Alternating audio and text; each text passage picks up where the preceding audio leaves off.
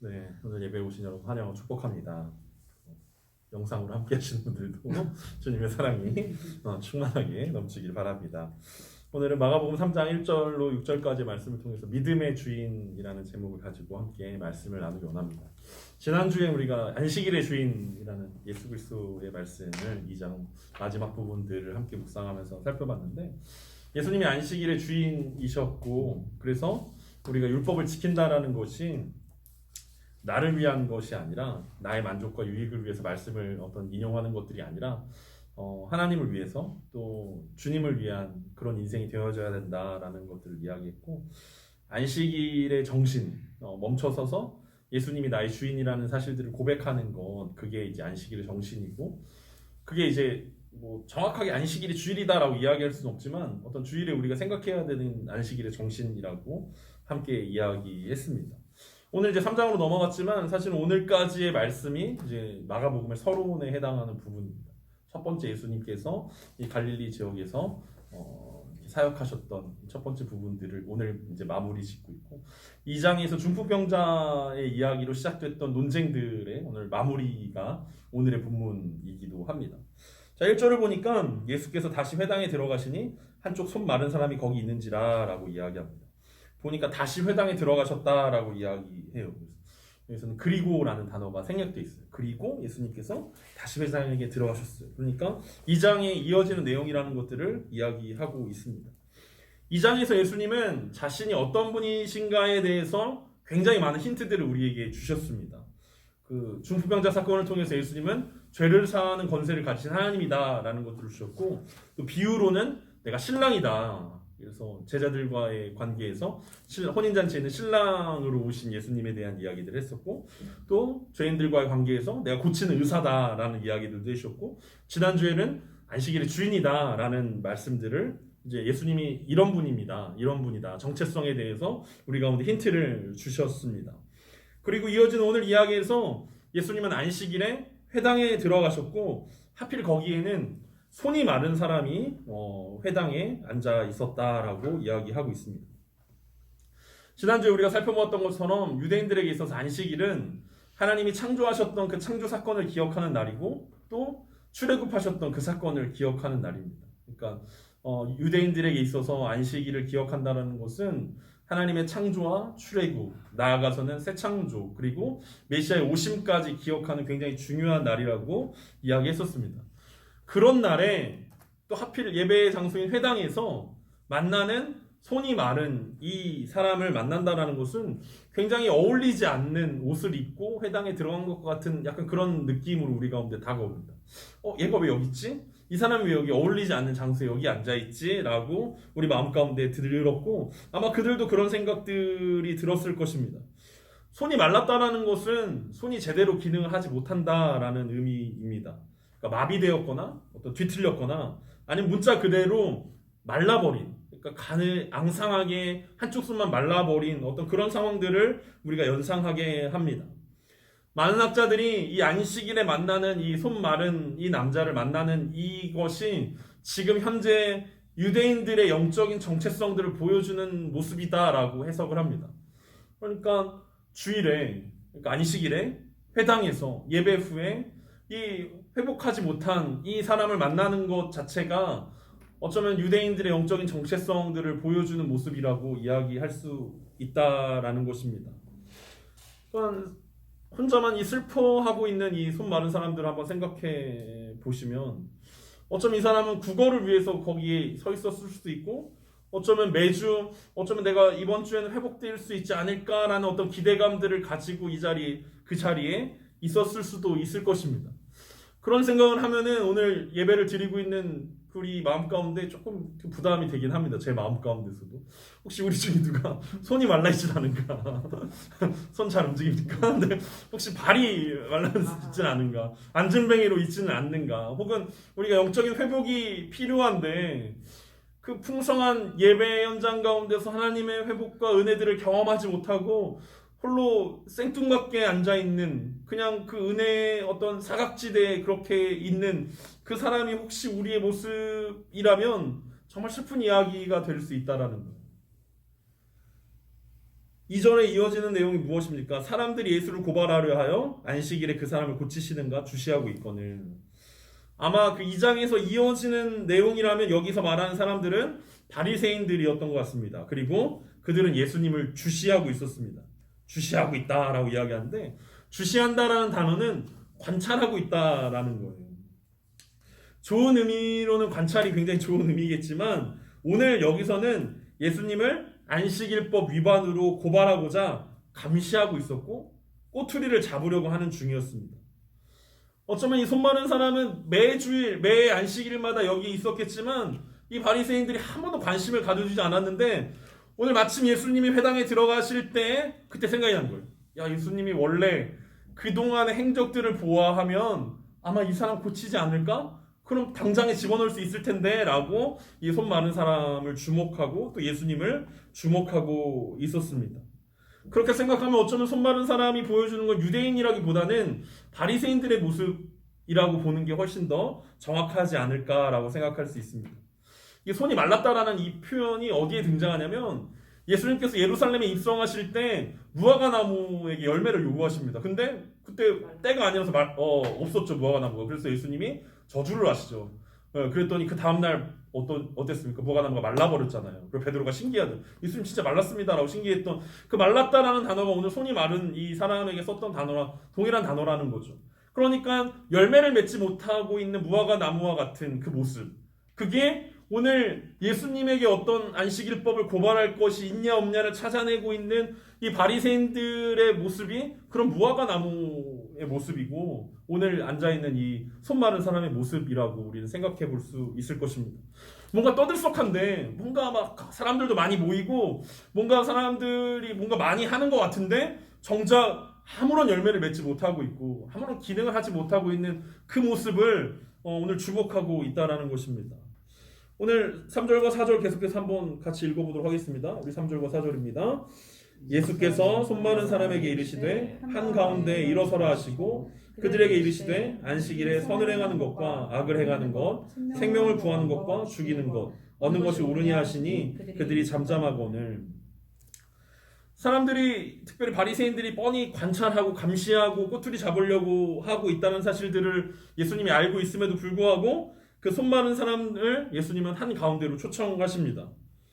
혹시 사람들이 왔다 갔다 할 때 불편을 끼치진 않을까? 혹시 내 모습이 누군가에게 어떤 걸림돌이 되지 않을까라고 아마 구석진 데 있었을 거예요. 근데 그 사람을 순식간에 예수님은 한 가운데로 초청합니다. 그리고 완전 엑스트라급이었던 이 손 마른 사람이 이제는 이제 주조연급으로 올라오는 거죠. 예수님의 초청을 받고 한 가운데로 나오게 됐습니다. 이 사람 주변으로는 바리새인들과 예수님이 있고 제자들이 있고, 그리고 회당에 있는 모든 사람들이 이제 이 사람을 주목하게 되었을 것입니다. 예수님의 원래 성격상, 예수님의 사역의 패턴상 분명히 여기서 뭔가를 보여주실 것이다. 예수님이 뭔가 보여주지 않을 거면 이 사람을 가운데 부르지도 않았을 것이고 일으켜 세우지도 않으셨을 텐데, 예수님 뭔가를 지금 이제 뭔가를 하시겠지라고 이제 기대감에 가득 찬 사람들이 모여들었다라는 거예요. 바리새인들에게는 야, 이제 건수다, 이제 됐다라는 생각들이 있었을 것이고, 다른 주변에 있는 사람들에게는 야, 오늘 이제 기적쇼가 일어나는구나, 불꽃 같은 일들이 이제 예수님의 기적쇼가 이제 일어나는구나 라고 기대감 가지고 딱 모여들었는데, 예수님 뭐라고 이야기하십니까?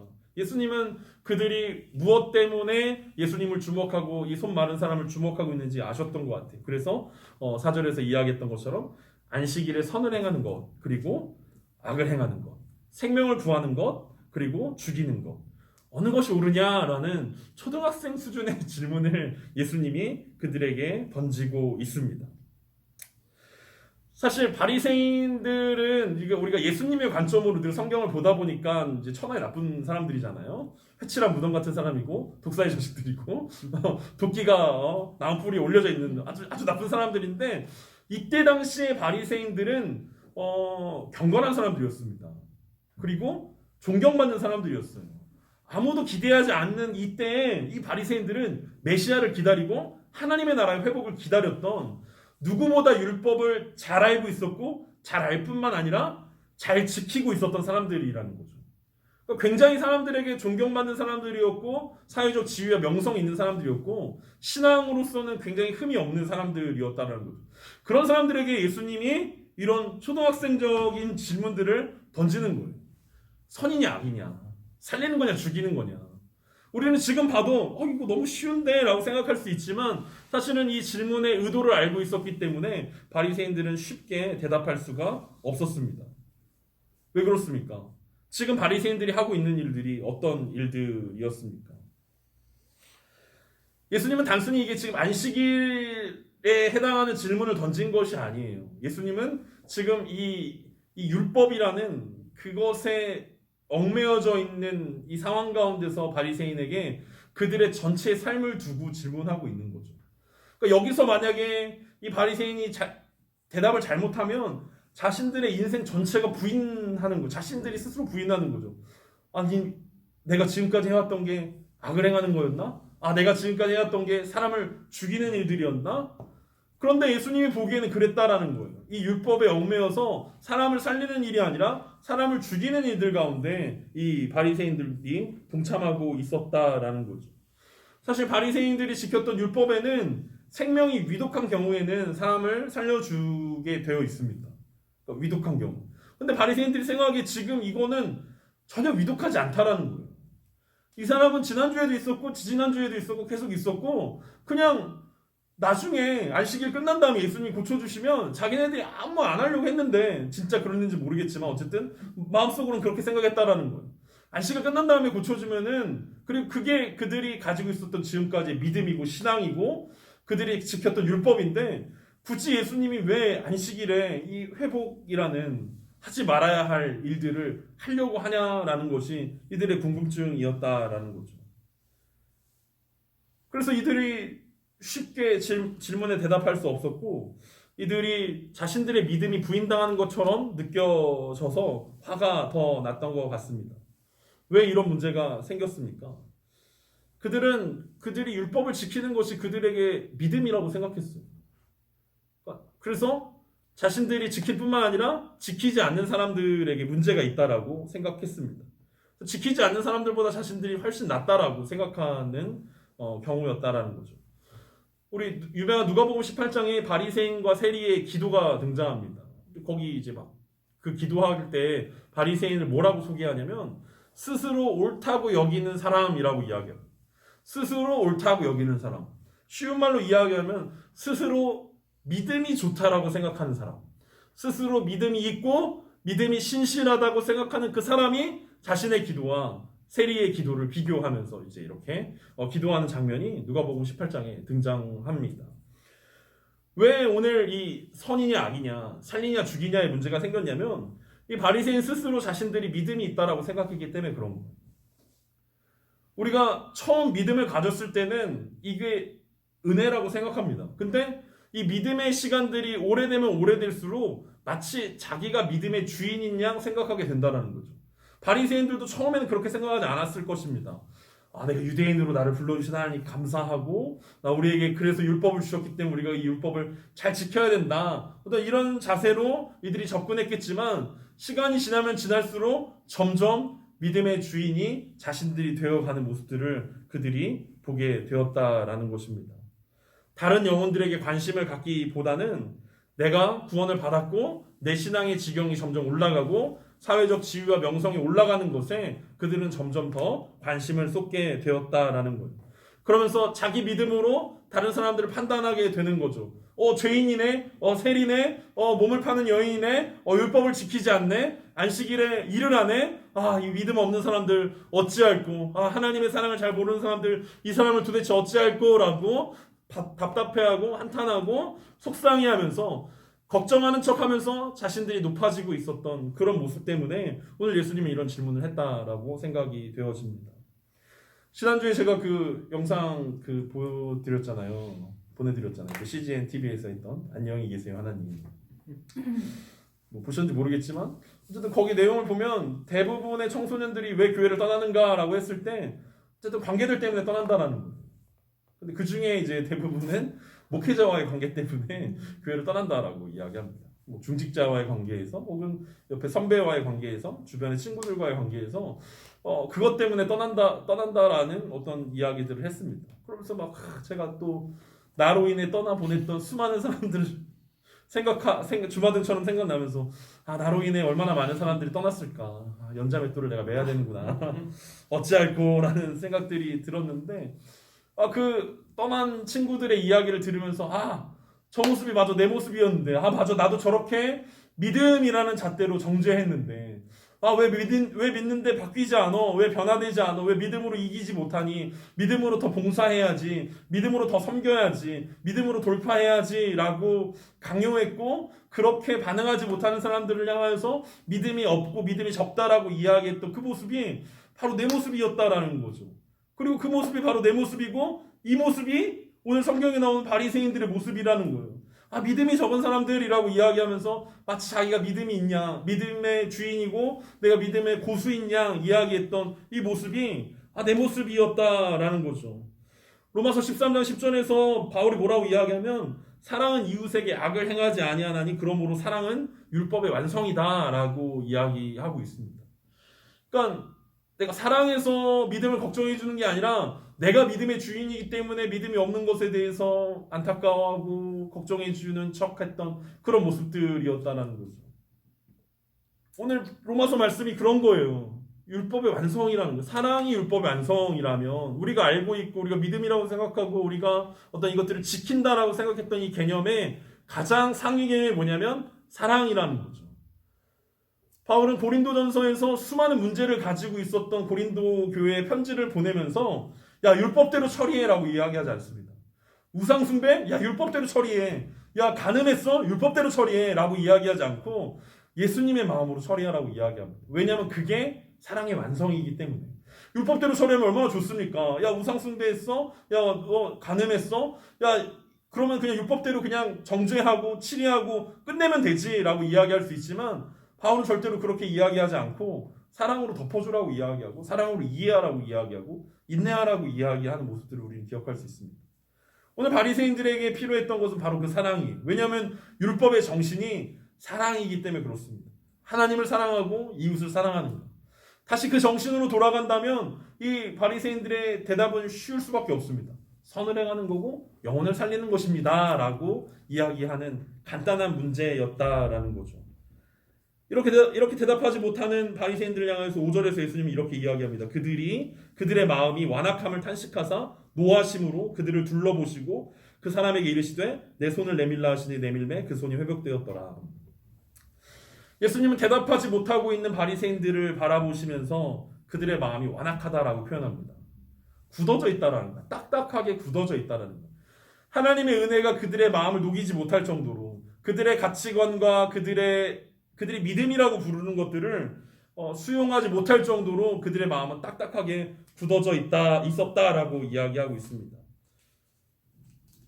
왜 그들의 마음이 이렇게 딱딱하게 굳어졌습니까? 우리가 앞에서 살펴봤던 것처럼 믿음의 주인이 바뀌었기 때문에 그런 거예요. 내 믿음이야. 내가 지킨 거야. 내가 해냈어. 내가 뭔가를 만들어냈어 라고 생각했던 그 마음 때문에 이들의 마음은 딱딱해졌습니다. 그리고 그들의 믿음이 하나님을 향하는 것이 아니라 이제 사람들을 향하게 되었습니다. 사람들을 향하여 정죄하게 됐고 판단하게 되었고 사람들이 눈치를 보게 되었고 사람들의 평판을 중요시하게 생각하게 되었습니다. 급기야는 이제 사람보다 일을 더 중요하게 생각하게 되었고 일이 잘 되어지는가, 내가 진행하는 일들이 잘 진행되어지고 내가 그 속에서 어떤 명예를 얻고 그 일들이 성공하냐 성공하지 못하냐 굉장히 지엽적인 일들 가운데 빠지게 되었다라는 거죠. 일보다는 사람이 중요하고 사람보다는 하나님이 중요한데 완전히 거꾸로 됐다라는 거예요. 하나님보다 사람을 중요하게 생각하고 사람보다 일을 더 중요하게 생각해버린, 그리고 일보다 자기 자신을 중요하게 생각해버린 그 마음이 바로 완악해져 버린 그 마음이라는 것입니다. 오늘 예수님은 그들을 둘러보셨다라고 이야기합니다. 메시지 성경에서는 한 명 한 명 눈을 마주쳤다라고 이야기하죠. 그 둘러서 있는 그 바리새인들의 눈을 한 명씩 둘러보셨습니다. 왜냐하면 예수님은 탄식하셨다라는 거예요. 큰 슬픔 가운데 빠졌다라는 거예요. 이 바리새인들을 바라보면서. 나름 종교 지도자들이고 종교 엘리트들이고 이들이 참 경건하고 어떤 하나님의 나라를 꿈꾸며 메시아를 기다리던 사람들인데 그들이 왜 이렇게 망가졌는가? 왜 그들이 마음이 이렇게 굳어졌고 안악해졌는가를 바라보면서 예수님은 근심하셨다라고 이야기합니다. 그러면서 노하셨다라고 이야기합니다. 분노하셨다고, 그 딱딱해진 그 마음을 바라보면서 분노하셨다라는 거예요. 그들의 굳어진 마음을 예수님은 너무 잘 아셨고 큰 슬픔 가운데 분노하셨습니다. 왜냐하면 그들의 믿음의 주인이 자신들이 되어버렸기 때문에 그렇습니다.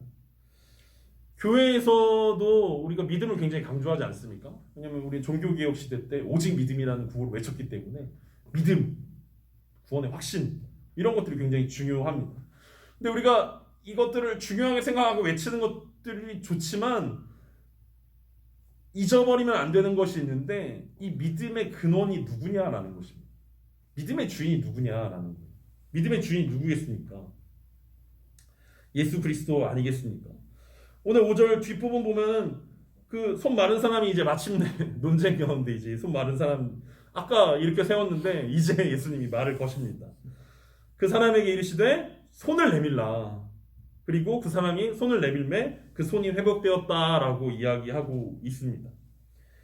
믿음의 주인이 누구냐를 예수님께서 오늘 보여주고 있는 거예요. 바리새인들은 자기가 주인이라고 생각했는데 손 마른 사람이 회복되어지는 과정들을 보면 믿음의 주인은 예수 그리스도라는 거죠. 손 마른 사람이 믿음이 있어서 지금 고쳐진 게 아니라 손 마른 사람이 한 것은 예수님의 말씀에 순종하여서 손을 내민 것밖에 없다라는 거예요. 그랬더니 고쳐졌어요. 바리새인들에게 있는 믿음도 바로 그런 종류라는 거죠. 그런 종류여야만 한다라는 거예요. 자신들이 뭘 지키고 만들고 해냈기 때문에 믿음이 생기는 것이 아니라 예수님의 말씀 가운데 집중하고 순종하면 거저주시는 하나님의 은혜가 그들을 구원한다라고 이야기하고 있습니다. 우리의 신앙, 우리의 믿음도 마찬가지입니다. 내가 모태신앙이기 때문에, 내가 새벽 기도를 다니기 때문에, 혹은 내가 주일 예배를 빠지지 않았기 때문에, 헌금을 많이 해서 전도를 많이 했기 때문에, 어떤 내가 직분이 있고 직책이 있고 내가 헌신을 하고 수고를 많이 했기 때문에 내가 믿음의 주인이 되는 것이 아니라 내가 사람들에게 인정받고 내가 사람들에게 어떤 평판이 좋고 그런 거 아무 소용없다라는 거예요. 우리에게 있는 이 믿음은 손 마른 사람에게 회복이 임했던 것 같은 은혜라는 거죠. 하나님이 거저 주시는 거예요. 그래서 우리가 자랑할 것이 없는 것입니다. 믿음도 우리는 자랑할 수가 없어요. 내가 잘해서 믿은 것이 아니라 하나님이 우리의 마음을 녹여주셨고 하나님이 우리의 마음 가운데 찾아와 주셨고 하나님이 우리의 마음 가운데 그리스도의 사랑을 심어주셨고 그 심어주신 그 그리스도의 사랑에 반응해서 손을 내밀 수 있도록 만들어주셨기 때문입니다. 우리가 잘한 것은 손 내민 것이라고 얘기할 수 있지만 그나마도 손을 내밀었기 때문에 내가 구원받은 것입니다. 내가 손을 내밀었기 때문에 내 손이 회복된 것입니다 라고 이야기하면 참 바보 같은 이야기라는 거죠. 손을 내밀었기 때문에 손이 회복된 것이 아니라 예수님의 말씀에 순종했기 때문에 예수님의 은혜가 그 사람에게 임했다라는 것입니다. 오늘 손 마른 사람과 바리새인들의 이야기를 통해서 예수님은 믿음의 주인이 누구냐? 그럼 그 믿음의 주인을 알아본다면 우리는 무엇을 위해서, 누구를 위해서 믿어야 하고 그리고 그 믿음의 결과가 무엇이어야 되는지 우리 가운데 말씀하고 있습니다. 만일 우리가 우리의 믿음을 자랑한다면 우리는 우리의 마음이 완악해질 것입니다. 딱딱하게 굳어져서 쓸모가 없어지는 존재가 되어질 것입니다. 마지막 6절에서 바리새인들은 나가서 곧 헤롯 당과 함께 어떻게 하여 예수를 죽일까 의논하니라 라고 이야기합니다. 공로를, 행함을 중요시 생각했던 옛날의 신앙생활은 예수님 이후에 은혜라는 새로운 신앙생활에 어울리지 않았습니다. 그리고 옛 신앙생활과 예수님의 새로운 신앙생활은 충돌을 일으키게 되었습니다.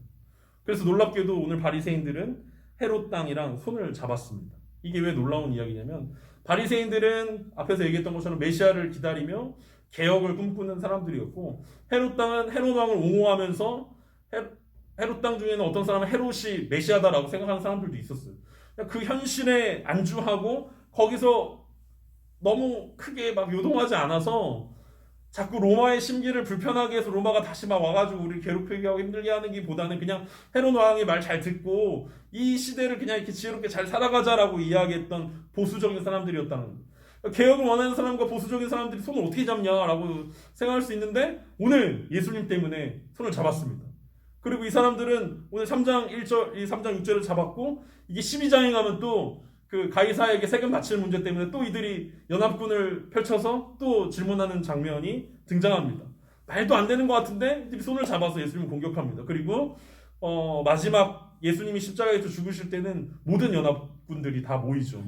다 뿔뿔이 정치적인 견해들을 다 다루고 있는 뭐 열심당원들, 바리새인들, 서기관들, 대제사장들, 헤롯 당원들, 그 말도 안 되는 모든 무리들이 다 모여서 끝끝내 예수님을 십자가에 못 박게 되는 장면들을 우리는 보게 될 것입니다.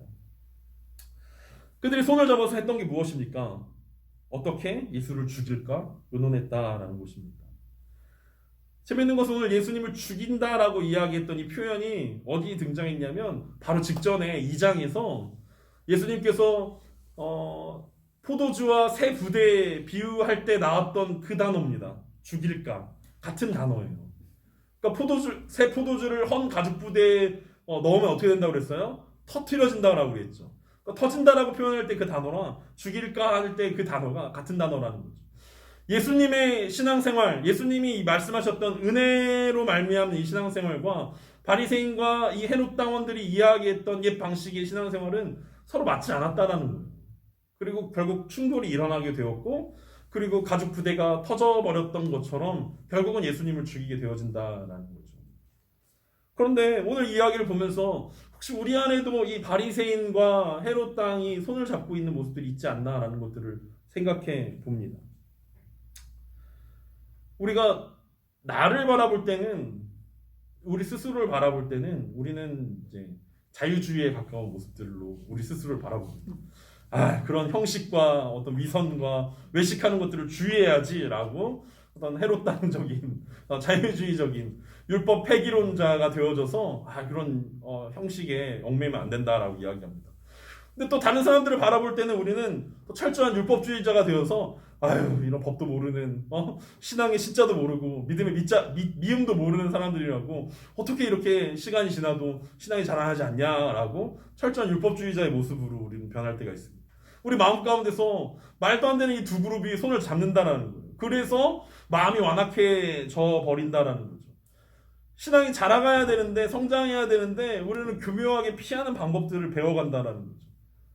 두 가지 잣대로 교묘하게 난 쟤보단 나아, 율법주의로 판단하면서 난 쟤보단 나아라고 이야기하고, 또 누군가가 나보다 율법을 잘 지키고 신앙생활 잘하는 모습들은 외식하는 사람이야, 나는 본질에 더 충실하고 있어 라는 그런 잣대로 스스로를 바라볼 때가 있다라는 것입니다. 우리는 이 두 가지 다를 배격합니다. 우리는 오직 은혜를 이야기합니다. 예수 그리스도를 향한 그 은혜만이 우리를 살리는 것이고, 나의 믿음의 주인이 오직 예수 그리스도라는 사실들을 인정하고, 그래서 믿음뿐만 아니라 지난주에 안식일의 주인도 예수님이었고, 지금 내가 가지고 있는 믿음도 주님의 것이고, 내가 가지고 있는 재정도, 내가 가지고 있는 시간도, 내가 가지고 있는 일주일의 모든 삶들도 다 주님의 것이라는 것들을 인정하고 하나님 앞에 나아가는 것이 우리의 사명이라는 것들을 우리는 이야기합니다. 앞에서 얘기했던 것처럼 바리새인들이 얘기했던, 왜 굳이 지금 이렇게 긴급하지도 않은데 이 손 마른 사람들을 왜 오늘 살려야 되는가 라고 이야기했을 때, 은혜라는 관점으로 생각하면 쉬운 거예요. 은혜 뭐 꼭 오늘 안 받으면 어때? 라고 생각할 수 있죠. 은혜의 주인이 내가 되었을 때는 우리가 타이밍을 정합니다. 꼭 오늘이어야 돼? 꼭 내일이어야 돼? 언제나 뭐 나중에 기도하면 되지, 나중에 은혜 받으면 되지, 나중에 수련회 가면 되지, 나중에 몰아서 하면 되지 라고 우리는 은혜의 어떤 타이밍들을 우리가 알아서 정할 때가 있다는 거죠. 하지만 예수님 입장에서는 지금이어야 된다는 거예요. 지금이지 안식일 끝나고 혹은 나중에 어떤 명절 끝나고 이것이 아니라는 거죠. 왜냐하면 지금 예수님이 보시기에 이 손 마른 사람에게 있어서, 그 인생에 있어서 지금이라는 타이밍이었고, 지금 하나님 나라에 동참하고 지금 하나님 나라에서 회복과 생명을 누리는 것, 그게 이 손 마른 사람에게 가장 필요한 일들이었다라는 것들을 예수님이 정확하게 주목하고 계셨다라는 것입니다. 오늘 우리에게 필요한 것이 바로 그것일 것입니다. 내일이 아니라, 다음 주가 아니라 오늘 지금 우리에게 은혜가 필요한 것입니다. 왜냐하면 지금이 예수님께서 얘기하셨던 은혜의 때이기 때문입니다. 내가 믿음의 주인이 아니라 예수 그리스도가 우리의 믿음의 주인이심을 기억하면서 오늘도 한량없는 그 은혜들을 우리에게 부어달라고, 그리고 한 주를 살아가면서 계속해서 우리가 기대하는 것은 우리가 하나님의 백성으로서 하나님이 주인이시다라는 것들을 고백하는 하나님 나라의 백성다운 삶들을 살아내기 위해서 우리에게 필요한 것이 있다면 오직 은혜라는 사실들을, 그래서 믿음의 주요 온전케 하시는 예수 그리스도를 바라보는 귀한 한 주간 되시길 간절히 소망합니다.